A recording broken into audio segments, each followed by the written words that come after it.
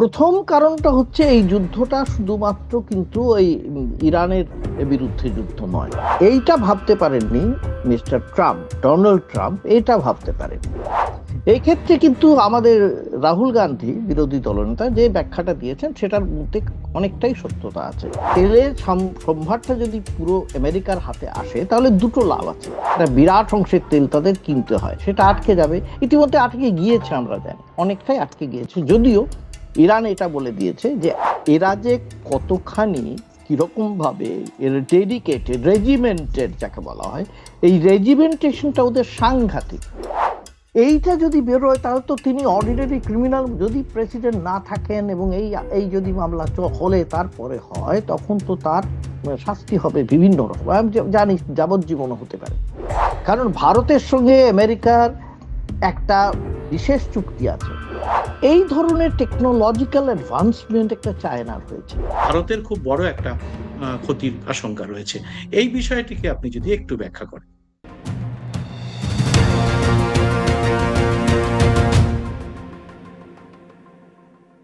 নমস্কার, সবাইকে এই খোলা আড্ডা অনুষ্ঠানে স্বাগত। আমি সুব্রত বসু। মধ্যপ্রাচ্যের যুদ্ধ পরিস্থিতি এখন একটা তুমুল আকার নিয়েছে। আমরা যে সময় এই অনুষ্ঠানটি করছি সেই সময়ও কিন্তু আমরা দেখতে পেলাম তেল আবিবের বড় একটা কিন্তু আঘাত এনেছে ইরানি সেনারা। আহ, এর মধ্যে আহ, ডোনাল্ড ট্রাম্প, আমেরিকার প্রেসিডেন্ট, তিনিও স্বীকার করেছেন যে যতটা সহজ তিনি ভেবেছিলেন এই ইরানকে দমন করা সহজ হবে, ততটা কিন্তু সহজ হচ্ছে না। তো এই সমস্ত বিষয়টি নিয়ে, যুদ্ধ পরিস্থিতি যা হয়েছে এবং তার সঙ্গে ভারতের অবস্থা, তেলের অগ্নিমূল্য, সমস্ত বিষয়টিকে নিয়ে আমরা আপনাদের সামনে আজকে একটা অনুষ্ঠান করব, যে অনুষ্ঠানটা মূলত সমস্ত তথ্য এবং বিশ্লেষণ দেবেন প্রবীণ সাংবাদিক এবং রাজনৈতিক বিশ্লেষক গৌতম বন্দ্যোপাধ্যায়। গৌতম দা, প্রথমেই আপনাকে আজকের এই অনুষ্ঠানে স্বাগত। আপনি এখনো পর্যন্ত যুদ্ধ পরিস্থিতির সর্বশেষ যে খবর, সেটা কিভাবে দেখছেন? দেখো সুব্রত, সর্বশেষ খবর বলতে যেটা হচ্ছে, প্রথম কথা, সারা বিশ্বে যেটা হয় যুদ্ধ চলাকালীন এমন সমস্ত খবর বেরিয়ে আসে, তার যে সমস্ত খবর খুব প্রামাণ্য হয় তা কিন্তু হয় না। বহু সময় খবর খাওয়ানো হয়, সরকার থেকে খাওয়ানো হয়, এবং সেই খবরের পরে দেখা যায় সেই খবরের আংশিক সত্য ছিল, অনেক সময় দেখা যায় প্রায় পুরোটাই ভুল ছিল, মিথ্যা ছিল, ফেক ছিল, এরকম হয়েছে। এমনকি ইরাক যুদ্ধ যখন হয়েছিল তখনও দেখা গিয়েছে আমেরিকা যাদের পাঠিয়েছিল তারা যে সব সময় সত্য কথাটা সবাইকে জানাতে পেরেছিল, বা সেটা জানানো হয়েছিল তা আদৌ নয়, পরে জানা গিয়েছে সত্যি কথাটা কি ছিল। এই যে ইরানের সঙ্গে যুদ্ধটা কিন্তু ইরাকের সঙ্গে যে যুদ্ধ হয়েছিল তার চেয়ে অনেক আলাদা হয়ে গিয়েছে। এইটা ভাবতে পারেননি মিস্টার ট্রাম্প, ডোনাল্ড ট্রাম্প এটা ভাবতে পারেননি। উনি ভেনেজুয়েলা থেকে মাদুরোকে ধরে নিয়ে এসেছেন। ভেনেজুয়েলার যে রেজিম চেঞ্জ হয়ে গেছে কার্যত, এবং তারা কার্যত ট্রাম্পকে সমর্থন করেছে। একটা সুবিধা হয়ে গেছে, ভেনেজুয়েলার তেলটাকে ব্যবহার করতে পারবেন। তেল ব্যবহারটা ভীষণ দরকার, উনি চাইছেন যাতে তেলের কবজাটা মিডল ইস্টের কাছ থেকে বা যাদের কাছে আছে তাদের থেকে আমেরিকার কাছে চলে যায়। এটা হচ্ছে একটা কারণ। কিন্তু এটা কেন চাইছেন, এটা প্রথমে বলা দরকার, এটা কেন চাইছেন। এটা চাওয়ার পেছনে আমার ধারণা, আমার ব্যাখ্যা হচ্ছে এর মধ্যে একাধিক কারণ আছে। প্রথম কারণটা হচ্ছে এই যুদ্ধটা শুধুমাত্র কিন্তু ওই ইরানের বিরুদ্ধে যুদ্ধ নয়। এ, আমেরিকা এবং ইসরায়েল মিলে ইরানের উপর যুদ্ধ করে দিল তা কিন্তু মোটেই নয়। এই ক্ষেত্রে কিন্তু আমাদের রাহুল গান্ধী বিরোধী দলনেতা যে ব্যাখ্যাটা দিয়েছেন সেটার মধ্যে অনেকটাই সত্যতা আছে। কারণ এই যুদ্ধটা হচ্ছে মূলত একদিকে গৌতম দা, চীন, আপনাকে রাশিয়া, একটু আর ইন্টারাপ্ট করছি দর্শকদের সুবিধের জন্য। রাহুল গান্ধী হুম কিছুক্ষণ আগে একটি হুম ছাত্রদের অনুষ্ঠানে তিনি এই হুম যুদ্ধ সম্পর্কে তাকে প্রশ্ন করা হয়েছিল। তিনি হুম একটি সেই যুদ্ধের একটি কারণ ব্যাখ্যা করেছেন।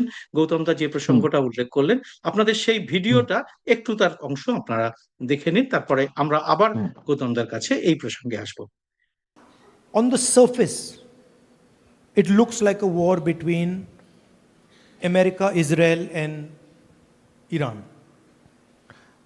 It's actually a conflict between America, China, and Russia. That's the real players are America, China, and Russia. And the conflict is taking place in Iran, in Ukraine, and in other places. But the real conflict, the big conflict, is that we have a superpower called the United States, and we have a challenger called China. And the United States is trying to make sure it remains the superpower. Gautam দা, আপনি ভিডিওটা আমরা দেখালাম, এবার আপনি আবার আপনার হুম। ওই জায়গা থেকে রাহুল গান্ধীর যে ব্যাখ্যার প্রসঙ্গ থেকে যদি আসেন। হ্যাঁ, এই রাহুল গান্ধী যে ব্যাখ্যাটা করছে, এই ব্যাখ্যাটার মধ্যে তো অবশ্যই সত্যতা আছে আমি মনে করি। তার কারণ হচ্ছে রাহুল গান্ধী যেটা বলছেন এটা আপাত দৃষ্টিতে দেখে মনে হচ্ছে হয়তো ইরানের বিরুদ্ধে যুদ্ধ, কিন্তু আসলে যুদ্ধটা হচ্ছে সুপার পাওয়ারসদের মধ্যে, যারা অতি ক্ষমতাশালী, একদিকে চীন রাশিয়া আর একদিকে হচ্ছে আমেরিকা। কে বিশ্বটাকে ইনফ্যাক্ট পরিচালনা করবে, দখলে আনবে, এটার মধ্যে অবশ্যই সত্যতা আছে। কিন্তু এটা ছাড়াও আরো কিছু ব্যাখ্যা আমি দেখতে পাচ্ছি আছে। আরেকটা ব্যাখ্যা হচ্ছে আমেরিকাকে এই যেভাবে ট্রাম্প যখন এসেছেন দ্বিতীয় দফায় সাংঘাতিকভাবে মাগা মাগা মেক আমেরিকা গ্রেট এগেন, এই মেক আমেরিকা গ্রেট এগেনটা করবে কি করে? আমেরিকা কিভাবে করবে? আমেরিকা তো সমৃদ্ধ হতে হবে। সমৃদ্ধ হতে গেলে সত্যি কথা বলতে ম্যানুফ্যাকচারিং দিক থেকে সেরকম কিছু আমেরিকার নেই। যা আমেরিকা বানায় সেগুলো কিন্তু পৃথিবীর বাজারে খুব একটা বিরাট বিক্রি হয় না, নিজের দেশে বিক্রি হয়। কিন্তু তেল যদি পাওয়া যায়, তেলের সম্ভারটা যদি পুরো আমেরিকার হাতে আসে, তাহলে দুটো লাভ আছে। একটা তো হচ্ছে নিজের দেশের জ্বালানি অনেক কমে যাবে, জ্বালানির দাম অনেক সুবিধা হবে, ট্যাক্স পেয়ারদের টাকা কম কম দিতে হবে, আরো সুবিধা হবে। আরেকটা হচ্ছে সারা পৃথিবীর একটা বিশাল অংশে এই যে এনার্জি, সেই এনার্জির জন্য যে তেল দরকার, তেল শুধু তো নয়, তেলের সঙ্গে আরো অনেক জিনিস, বিভিন্ন ইন্ডাস্ট্রি যা যা দরকার হয় সবটার নিয়ন্ত্রণ চলে আসবে আমেরিকার উপরে। এইটা একটা বিরাট ক্ষমতা, এবং সেটা করতে পারলে অবশ্যই পরোক্ষে চীনকে খুব ফ্যাসাদে ফেলা যাবে। কারণ চীনের বিশাল অংশ যায় এই ইরান থেকে, ওই অংশ থেকে, মধ্যপ্রাচ্য থেকে একটা বিরাট অংশের তেল তাদের কিনতে হয়, সেটা আটকে যাবে। ইতিমধ্যে আটকে গিয়েছে, আমরা জানি অনেকটাই আটকে গিয়েছে। যদিও ইরান এটা বলে দিয়েছে যে হরমুজ স্ট্রেইটে যারা যাবে অন্তত চীন এবং রাশিয়ার জাহাজ তারা অ্যালাউ করবে, যেতে দেবে, এটা বলেছে। এবারে ট্রাম্প যেহেতু যুদ্ধটা শুরু করার সময় এতটা বুঝতে পারেননি মানে দুটো দিক আছে। ওনাকে একটা দিকে মনে হয় খুব স্টুপিড, নির্বোধ মনে হয়। কারণ এটা কেন মনে হয়? কারণ তিনি কখন কি বলেন কোনো ঠিক থাকে না। আবার আরেকটা দিক থেকে মনে হয় খুব চালাকও সেই জন্য।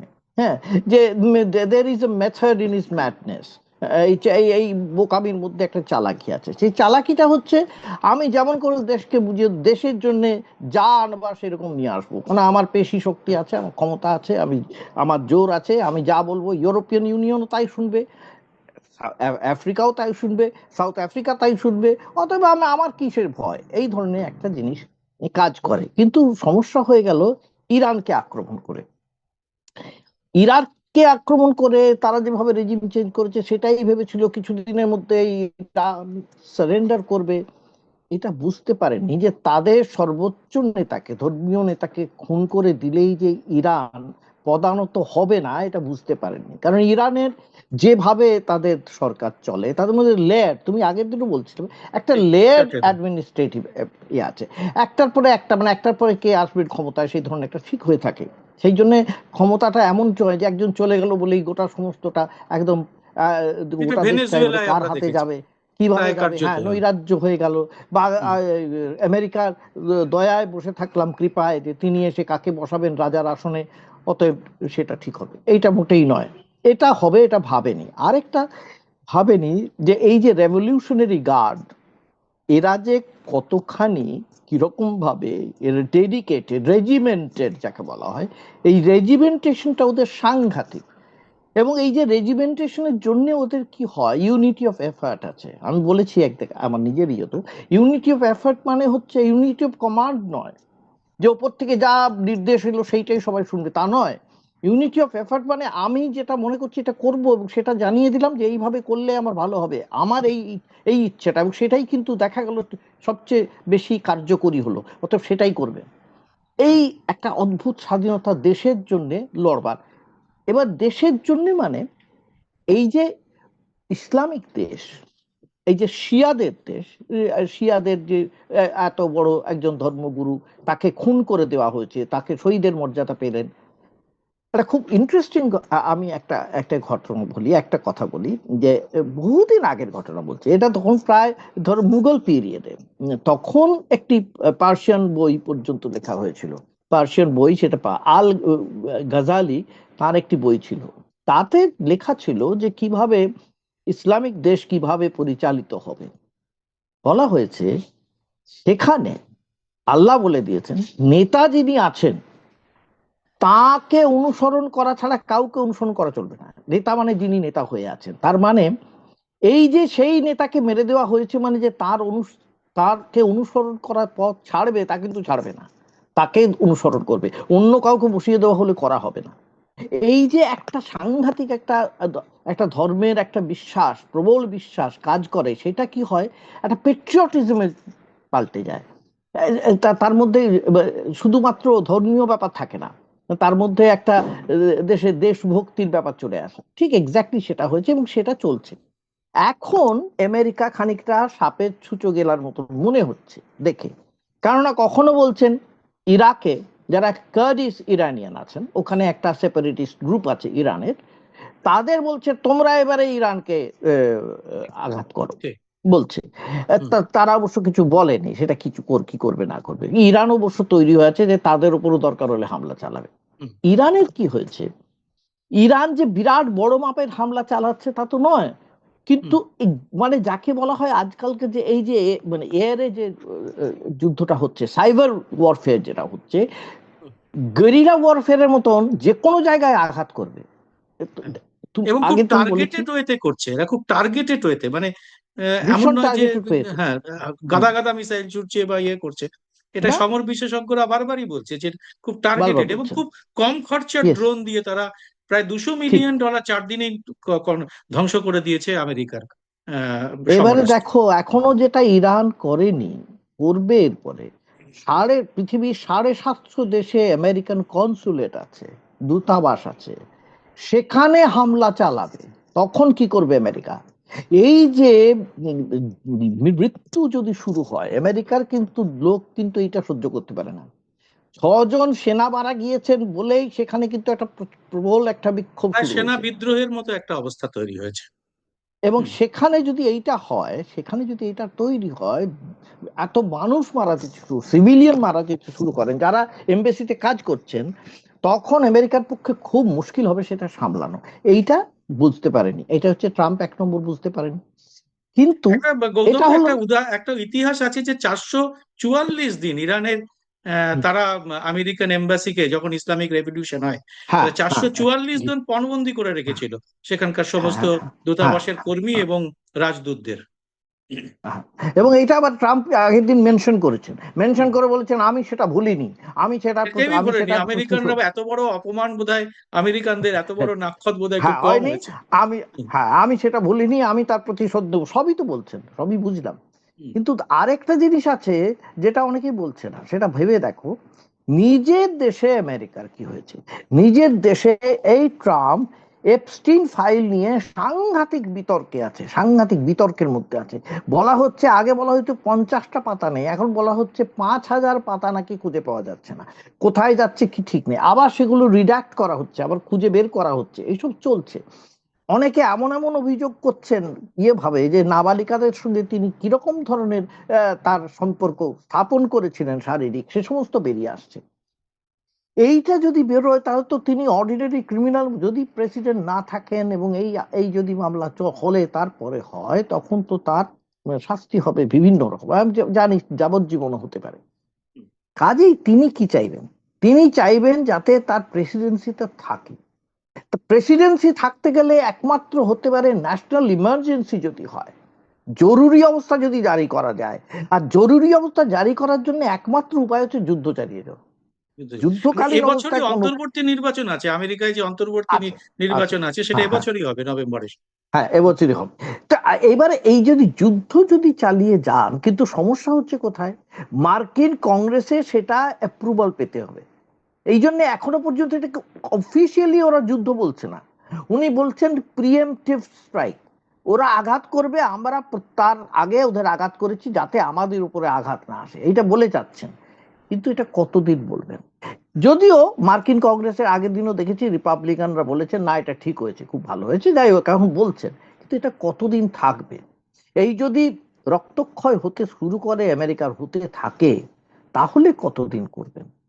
কিন্তু আমার বক্তব্য এর পরেও, এই ঘটনার পরেও ভারতের যে অবস্থানটা সেটাও কিন্তু খুব চিন্তার বিষয় আমাদের প্রত্যেকের কাছে, যারা আমরা এ, ভারতীয়, তাদের প্রত্যেকের কাছে এটাও চিন্তার যে ভারতের অবস্থানটা কি হবে।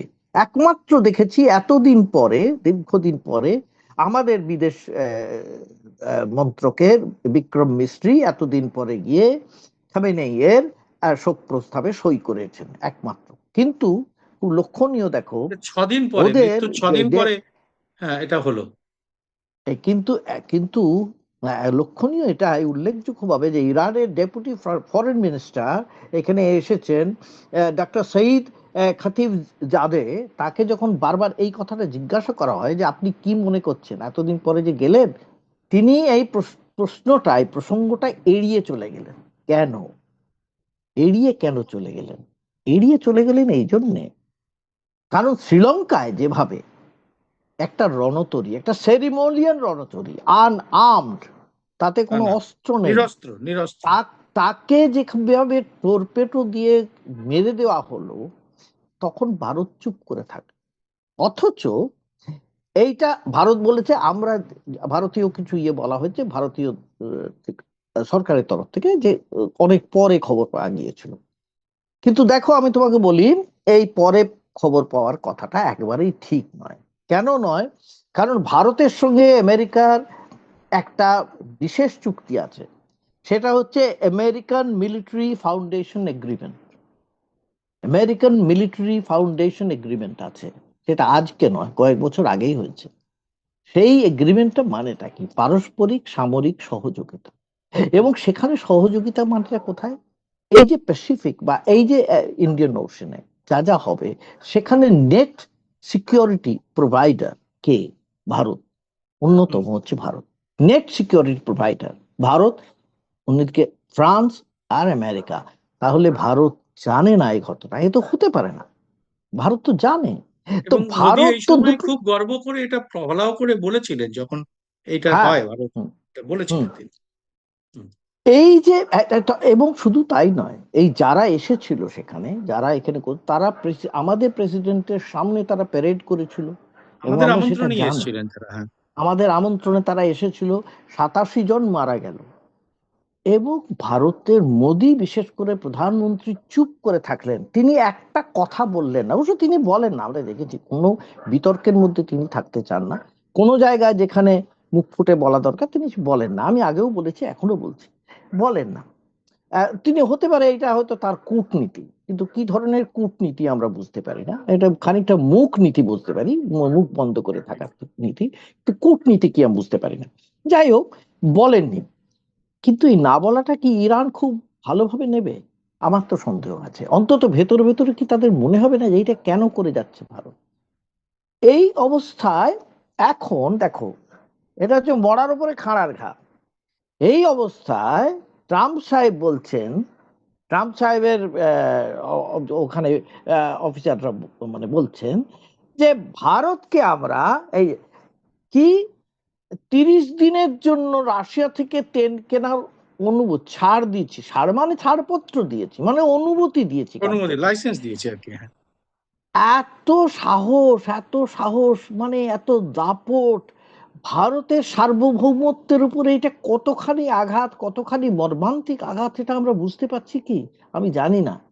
এইটা বলার সাহস এই ট্রাম্প সরকারকে দিলটাকে কে? Who gave them that right? যে এই যে ভারতের সভারেন্টির ওপরে আঘাত করা কার্যত, মনে হচ্ছে যেন হেডমাস্টার মশাই বলছেন ঠিক আছে তুমি এবারে পরীক্ষা দিতে পারবে। What is this? এটা কোন ইয়েতে এই কথাটা বলতে পারে সে? বলা হচ্ছে 30 দিনের।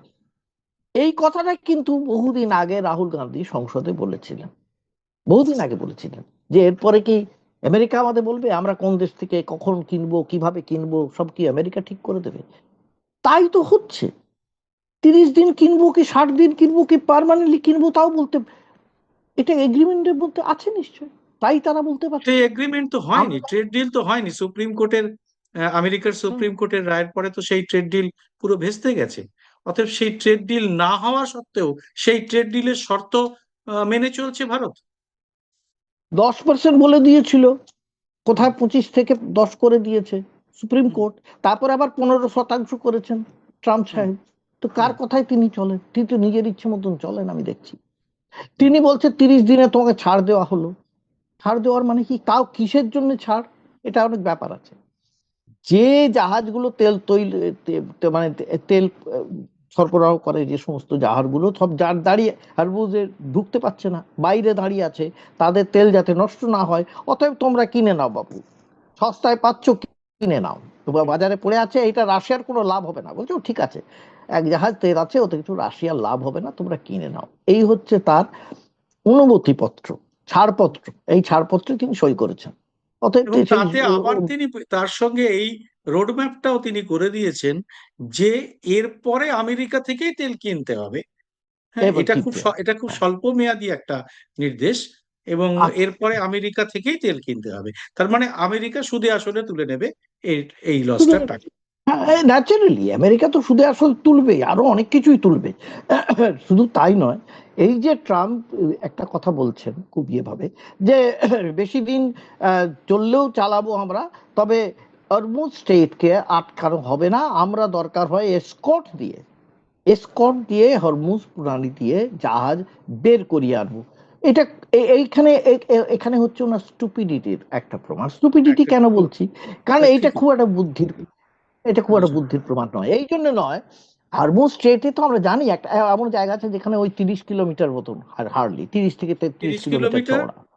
এবং হ্যাঁ। যার প্রস্থ অ্যাকচুয়ালি হুম। জাহাজ যাওয়ার জন্য মাত্র 3 কিলোমিটার, হ্যাঁ, যার একটা লেন দিয়ে যায় এবং একটা লেন দিয়ে আসে, মানে 3 কিলোমিটার তো যা সেখানে হয় আর কি। সেখানে সেখানে কি তিনি করে তিনি এসকর্টটা কি করে করবেন আমি জানি না। আর যদি ইরান, আর ইরান যেটা করে থাকে বলে, ইরান যদি সেখানে মাইন ব্যবহার করে, কি হুতিরা যদি সেখানে আক্রমণ করে, কি হেজবুল্লাহ যদি করে কোনোভাবে, কি করে সামলাবেন তিনি?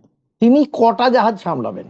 এটা কি সম্ভব? আর একটা যদি জাহাজে আগুন লাগে, তেলবাহিত জাহাজে আগুন লাগে, তাহলে কি এসকর্টরা কি করবে? তারা নিজেরা পালিয়ে বাঁচবে নাকি তাদের সামলাবে? এই কথাগুলোর কোনো যৌক্তিকতা আমি খুঁজে পাচ্ছি না।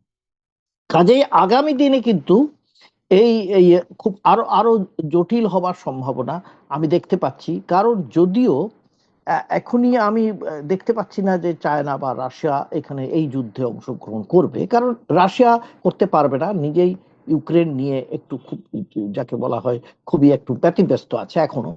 বহুদিন ধরে ইউক্রেনে চলছে, এবং এই যে ইউক্রেনে চলছে, সেই ইউক্রেন থেকে, যে ইউক্রেন এতদিন বিধ্বস্ত হয়ে, যাকে ট্রাম্প কার্যত বের করে দিয়েছিলেন, সবারই মনে আছে কিরকম ভাবে তাকে বের করে দিয়েছিলেন, এই ইউক্রেনের প্রেসিডেন্টকে, জেলেন্সকিকে, তার কাছে বলছেন তোমাদের কাছে ওই ওই সস্তা ড্রোন থাকলে আমাদের দাও, আমরা কিনি। এইটা বলছেন, কারণ সস্তা ড্রোন না কিনলে আর ওদের ইন্টারসেপ্টর হিসেবে কিছু কাজ করতে পারছে না। বিশেষ করে মিডল ইস্টের যে সমস্ত এলাকায় আমেরিকান বেস আছে, তাদের তো সেই ইন্টারসেপ্টর নেই, প্রায় প্রায় শেষ। এবারে কি করবে? এবারে ইউক্রেনের কাছে পর্যন্ত হাত পাততে হচ্ছে। অবশ্য ইউক্রেন কোনো উত্তর এখনো দেয়নি, কারণ ইউক্রেনও হয়তো এবারে এখন একটা চিন্তা করবে যে কি করে একটা ট্রেড আপনি আপনি এগ্রিমেন্ট ঠিকই করা যায়। বলেছেন। এই প্রসঙ্গে আমরা এর আগে ভিডিওতে আমি বলেছি যে, দেখিয়েছি যে স্পেনের রাষ্ট্রপ্রধান তিনি কিভাবে এর হ্যাঁ। বিরুদ্ধে কথা বলেছিলেন ট্রাম্পের সমালোচনা হুম। করে। এবং সব থেকে বড় নেটোর যে অন্যতম শক্তিশালী রাষ্ট্র, সেটা হচ্ছে গ্রেট ব্রিটেন, তারা হুম। তাদের যে প্রধানমন্ত্রী, তিনি একেবারে তাদের হাউস অফ কমন্সে জানিয়েছিলেন। এবং আজকে আবার একটি ভিডিও সামনে এসেছে যে তিনি সরাসরি এই যুদ্ধের বিরোধিতা করছেন। While the region has been plunged into chaos, my focus is providing calm, level-headed leadership in the national interest. এবারে এবারে যদিও আগের দিন বলেছিলেন যে ইরানের এই যুদ্ধটা থামানো উচিত, তাই নিয়ে ট্রাম্প খুব বিরক্ত হয়ে বলেছিলেন, স্টারমার এত পরে, তিনি হতাশ এবং আশাহত এত বলেছেন। পরে কেন কেন মন্তব্য করছেন, এই সমস্ত বলেছেন। কিন্তু এটুকু বুঝতে পারছে সবাই যে ইরানের সঙ্গে যুদ্ধটা করে খুব একটা লাভ হবে না। তার আরেকটা কারণ, এবার তৃতীয় কারণটা হচ্ছে যে এখনো কেউ এর পেছনে খুব আরো সারা বিশ্ব জুড়ে যুদ্ধ হয়ে যাবে এরকম কোনো, ওই যে বললাম, এই আশঙ্কাটা এখনো হয়তো অনেকেই করছে না। কারণ করছে না বললামই তো, রাশিয়া এর মধ্যে খুব একটা যেতে চাইবে না, কারণ রাশিয়া নিজেই ব্যতিব্যস্ত ইউক্রেন নিয়ে। কিন্তু চায়না যদি তাইওয়ানকে আক্রমণ করে এই মুহূর্তে, তখন কি হবে? তখন ট্রাম্প কি বলবেন? কি করতে পারবেন? কিছু করতে পারবেন না, কারণ ট্রাম্প তো এইদিকে ব্যস্ত আছেন প্রচন্ড রকম। তাইওয়ানকে তিনি বাঁচাবেন কি করে? বাঁচাতে পারবেন না। যদিও চীন খুবই ধৈর্য ধরে বসে আছে, কারণ শি জিনপিংও খানিকটা এই ধরনের ইম্পেচুয়াস আছেন, কিন্তু তিনি কিন্তু ধৈর্য ধরে বসে আছেন। তিনি লক্ষ্য করছেন যে এই যুদ্ধেতে আমেরিকার রক্তক্ষয় কতটা হয়, আমেরিকার অর্থনৈতিকভাবে কতটা দুর্বল হয়, এটাই কিন্তু লক্ষ্য করছে চীন খুব ভালোভাবে। এটা লক্ষ্য, এই যে লক্ষ্য করছে। এবং এই যে যাকে বলা হয় যে পদাতিক সৈন্য দিয়ে ইরানকে ঢুকে ঢুকে পড়ে, যেটা ইরাকে করেছিল, সেইটা যেটা যেটা করবার কথা ভাবছে, সেই ভাবনাটা কিন্তু একটা খুব অবাস্তব ভাবনা হয়ে যায়। সেটাও কিন্তু ট্রাম্প পারবেন না। প্রথমত পারবেন না, অনেক দূর। তারপরে ইরান হচ্ছে ইরাকের চেয়ে 2.5 গুণ 3 গুণ বড়, আরো বড়, অনেক বেশি ভৌগোলিক লোক। অবস্থাও ভীষণ তাদের মানে অন্যরকম, একেবারেই অন্যরকম। হুম। খুবই অন্যরকম। এবং ওই এই যেটা বললাম, একটা বহুদিনের ঐতিহ্য, 5,000 বছরের ঐতিহ্য। তারা নিজেরা বলে পৃথিবীর সবচেয়ে প্রাচীন তাদের সভ্যতা ইতিহাস তারা। আর কি এটা বলে। হুম, হুম, হুম। সেটাকে তারা মানে কিছুতেই কোনো রকম ভাবে অন্য দেশের হাতে, অন্য বৈদেশিক দেশের হাতে ছেড়ে দেবে না। কাজে এই অবস্থাটায় সামগ্রিকভাবে আমি দেখতে পাচ্ছি ভারত এর মধ্যে কোনো কিছুর মধ্যে না থেকেও কোনো না ভাবে জড়িয়ে পড়েছে একটা। এই জড়িয়ে পড়াটা হয়েছে এই একটাই কারণে, যে ভারত পরিষ্কারভাবে আমেরিকার সঙ্গে যুক্ত হওয়াতে, আবার বলছি, এই বাণিজ্যিক ক্ষেত্রেও, অর্থনৈতিক ক্ষেত্রে এবং মরালি, নৈতিকভাবে বেশ খানিকটা ঝুঁকে পড়েছে। আমার মানে মনে হয় যে এই মুহূর্তে প্রধানমন্ত্রী বা স্বরাষ্ট্রমন্ত্রী বা ভারত সরকারের এই সমস্ত ব্যাপারটা পর্যালোচনা করে একটা দৃঢ় সিদ্ধান্ত নেওয়া দরকার। এটা খুব প্রয়োজন হয়ে পড়েছে বলে আমি মনে করি, সুব্রত। গৌতম দা, আপনি একটা প্রসঙ্গ তুললেন, সেটা হচ্ছে চীন খুব গভীরভাবে এটাতে লক্ষ্য রাখছে এবং যাতে হ্যাঁ। আমেরিকার শক্তি ক্ষয় হয়। এবং আপনি যে রাহুল হুম। গান্ধীর ভিডিওর কথা আমরা দেখালাম এবং আপনি যার কথা উল্লেখ করলেন, সেখানেও তিনি রাহুল গান্ধী বলছেন যে এই দুটো শক্তিরই লড়াই মূলত। এবং এখানে হুম। একটা বার্তা ইরানের যে হরমুজ প্রণালী বন্ধ করার সময় তারা তাদের সামরিকভাবে যা সামরিক কর্তারা যে বার্তাটা দিয়েছেন, সেটা হচ্ছে চীন হুম। ছাড়া আর সবাইকে তারা হরমুজ প্রণালীতে আটকে দেবে, একমাত্র চীনের হুম। ক্ষেত্রে ছাড় দিয়েছে। তার মানে হুম। হুম। কোথাও ইরানের সঙ্গে চীনের কি একটা কূটনৈতিক স্তরে কথাবার্তা, বার্তালাপ এবং একটা সখ্যতা চলছে এখানে, এটা কি আপনার মনে হয়? হ্যাঁ, এটা এটা বলছিলাম। শুধু তুমি তো বলছো চীনের সঙ্গে, এটা আমি আরো অন্য কাগজেও বেরিয়েছে বিদেশে, যে চীনের সঙ্গে রাশিয়ার সম্পর্কও বলেছে ওরা, যে রাশিয়ার জাহাজকে ওরা ছাড় দেবে, এটা বলেছে। মোটমাট চীনের সঙ্গে, বিশেষ করে চীনের সঙ্গে চলছে মানে, চীনের সঙ্গে চীন এমন কিছু অত্যাধুনিক অস্ত্র তাদের, সমরাস্ত্র তাদের সরবরাহ করেছে, এটা খুব পরিষ্কার। বিশেষ করে ড্রোনের ক্ষেত্রে এই যে cyber capability of China, cyber ক্যাপাবিলিটিটা এমনই জায়গায় পৌঁছে গেছে, এই যত যুদ্ধ হবে, তার যত আগামী দিনে, এই যুদ্ধটা তো ওই পদাতিক বাহিনী দিয়ে সেরকম হবে না, হবে মূলত এই সাইবার সাইবার টেকনোলজি দিয়ে এইটা করা হবে সাংঘাতিক ভাবে। এবং সেটাই চীন একটা অন্য পর্যায়ে চলে গিয়েছে। এমন ড্রোন তারা বের করেছে, এমন তাদের তাদের বাইডু যেটা আছে সেখানেও, সার্চ ইঞ্জিন থেকেও এমনই ভাবে তারা কন্ট্রোল করতে পারে নিজেরা, চাইলে ড্রোনের যে সিগন্যাল সেটা পাল্টে দিতে পারে। সেই সিগন্যালটা, এটা অনেকেই সমর বিশেষজ্ঞ, প্রতিরক্ষা বিশেষজ্ঞ যারা, তারা বলছেন যে এমন ড্রোনের যে বন্ধুত্বপূর্ণ যে সিগন্যালটা, সেটা শত্রু সিগন্যালে পাল্টে দিতে পারে চায়না, ওদের অত দূর থেকে প্রয়োজনে। আবার শত্রু যেখানে মনে করছে যে এইটা আসছে তাদের বন্ধু হিসেবে, সেটা পাল্টে গেল হয়তো, এরকম হতে পারে। যার জন্য ড্রোন কিভাবে কোথায় আঘাত করবে সেটাও বোঝা খুব মুশকিল হয়ে যাচ্ছে। এই ধরনের টেকনোলজিক্যাল অ্যাডভান্সমেন্ট একটা চায়নার হয়েছে, সেটা করেছে, এবং এইটা কিন্তু চায়না এই বহু কিছু জায়গায় বহু ক্ষেত্রে তাদের সরবরাহ করছে, বিশেষ করে ইরানকে, কারণ ইরানকে তাদের বাণিজ্যিক ক্ষেত্রেও ভীষণভাবে দরকার। আমি তো বলছি জ্বালানির ক্ষেত্রে ভীষণভাবে দরকার ইরানকে। কাজে ইরানকে যে সাহায্য করবে চীন, এটা খুব স্বাভাবিক। করছে, পরোক্ষে করছে, সরাসরি এসে হয়তো করছে না, কিন্তু করছে। ভারত এটা এই পাকিস্তান নিয়ে কোনো, যুদ্ধের সময় যেটা আমরা দেখেছিলাম, ভারতের দেখেছি সেনাকর্তারা দেখেছি। বলেছিলেন যে সমস্ত যে ইন্টেলিজেন্স সেগুলো হুম, সমস্ত চায়না সরবরাহ করেছিল। হ্যাঁ, এখানে একটা একটা জিনিস আপনার কাছে একটা প্রশ্ন রাখবো, সেটা হচ্ছে যে যেমন ব্রিটেনের প্রধানমন্ত্রী বলেছেন যে মধ্যপ্রাচ্যে হুম, এখন যে অরাজকতা সৃষ্টি হয়েছে, সেই অরাজকতার জন্য হুম, দায়ী ট্রাম্প।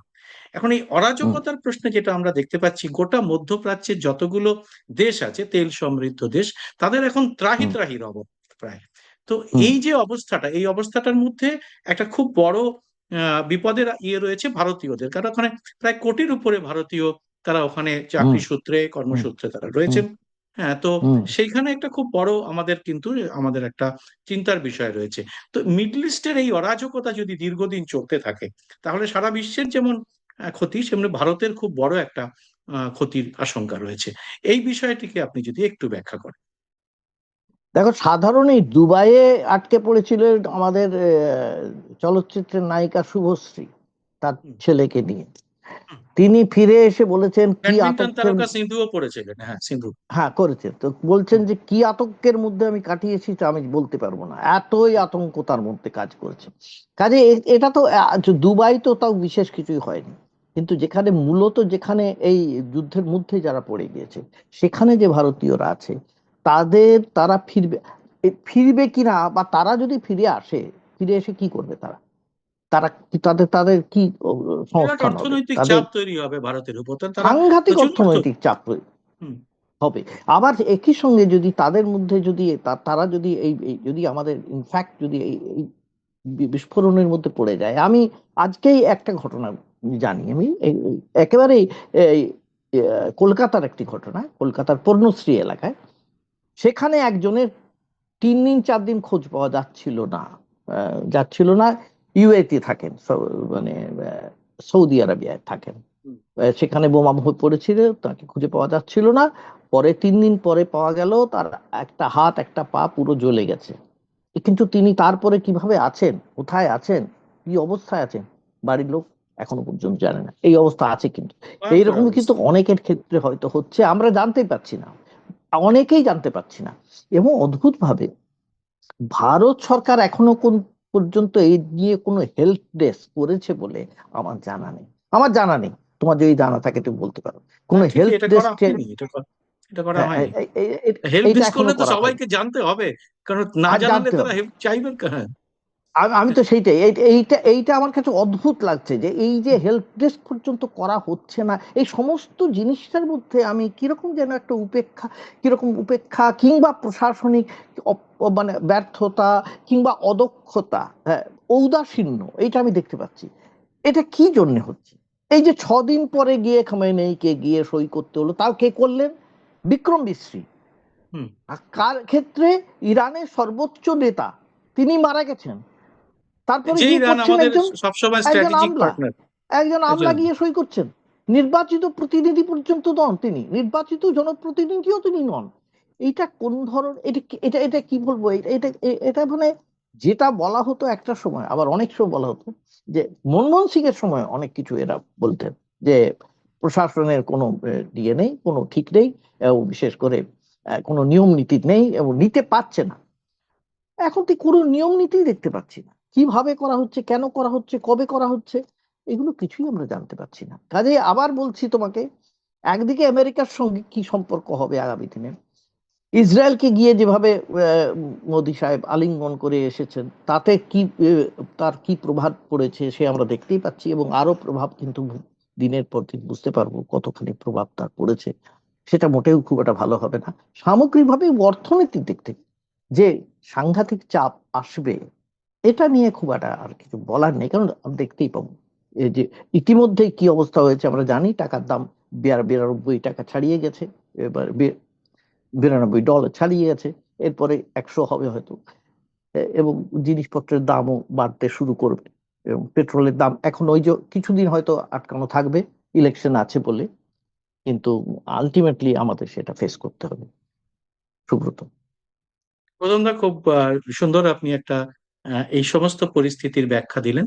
আপনারা যারা এই অনুষ্ঠান দেখলেন তাদের কাছে আমাদের একটা অনুরোধ, সেটা হচ্ছে আপনারা অবশ্যই আপনাদের মতামত কমেন্ট বক্সে অবশ্যই লিখবেন, এবং সেই সঙ্গে আমার এই চ্যানেলটি এবং গৌতমদার গৌতম ব্যানার্জি অফিসিয়াল, এই দুটি চ্যানেল আপনারা অবশ্যই সাবস্ক্রাইব করে নোটিফিকেশন বেলটি চালু করে রাখবেন। গৌতমদা, আপনাকেও ধন্যবাদ। আপনারা যারা দেখলেন তাদের সবাইকে ধন্যবাদ এবং নমস্কার।